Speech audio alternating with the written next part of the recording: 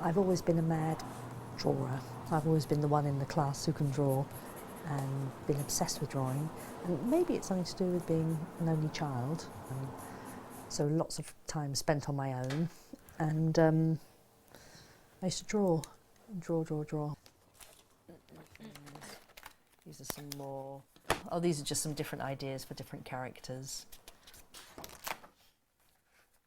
So this is Beryl trying on the Wonder Bra, which is too small for her.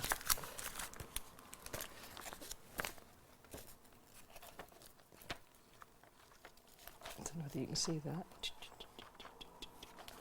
Ba-doing. You have to do sound effects when you do animation. And then she gets, the idea is that at the end she's in a tangled knot. That's my final image, so my peg bar that's just become unsticky. I'll just stick that on there.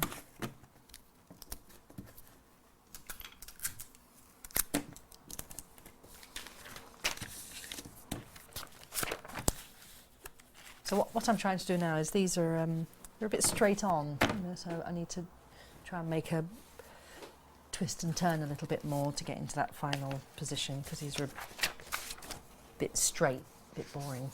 So I started doing this a while ago, and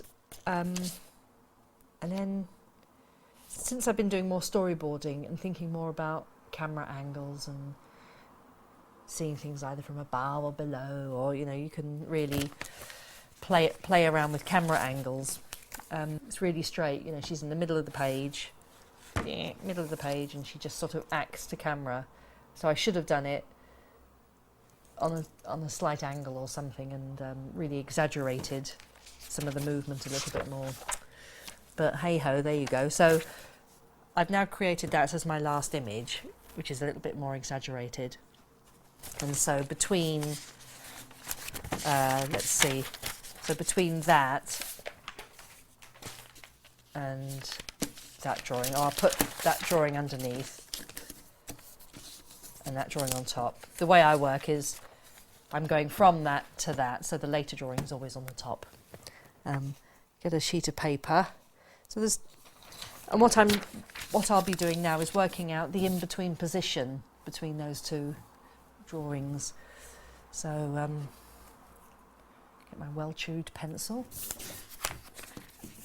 Now, if this was just a straight in-between, you know, I just sort of bring the arm round where the arm starts there and ends there. So a middle position would be, you know, round about there. That arm starts there and goes in there, so the middle position would be somewhere in there.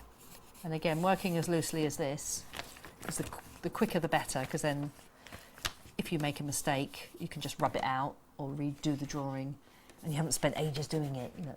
This way, you're looking at the movement. You're not looking at, oh, what a gorgeous drawing.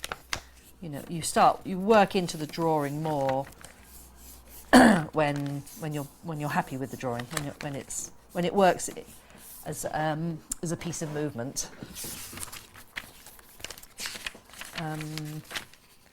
So then, that's probably all I do, actually, for now, just to check the movement, and then flick it.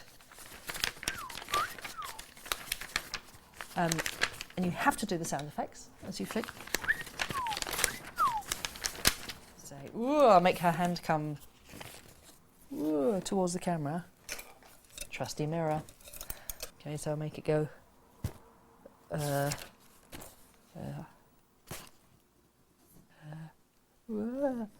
that's the direction, so I'll pull my hand that way rather than that way, so it's dragging. Big hand. Got to be quite confident, I think, to work really in an exaggerated way, because when you do a drawing and you think, oh, that's really exaggerated, when you see it in the movement, it doesn't look exaggerated. So you really have to over-exaggerate it, and then it looks normal. So this is it, over-exaggerated. If it's no good, you can just do it again and again. It's straight.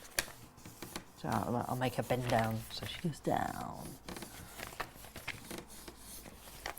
Down. And the hair goes up because it's like follow-on animation. Boing.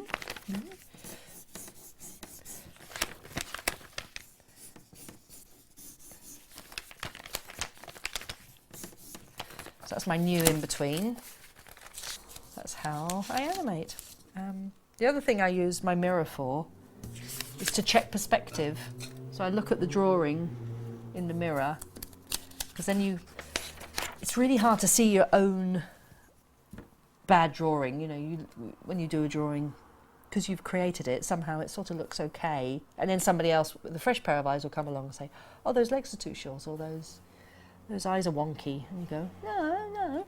But then when you look in the mirror and it gets twisted in an opposite direction, suddenly you see it as if you've got a fresh pair of eyes. And then you go, oh yeah, squashy legs, wonky eyes. So you've got to do it again.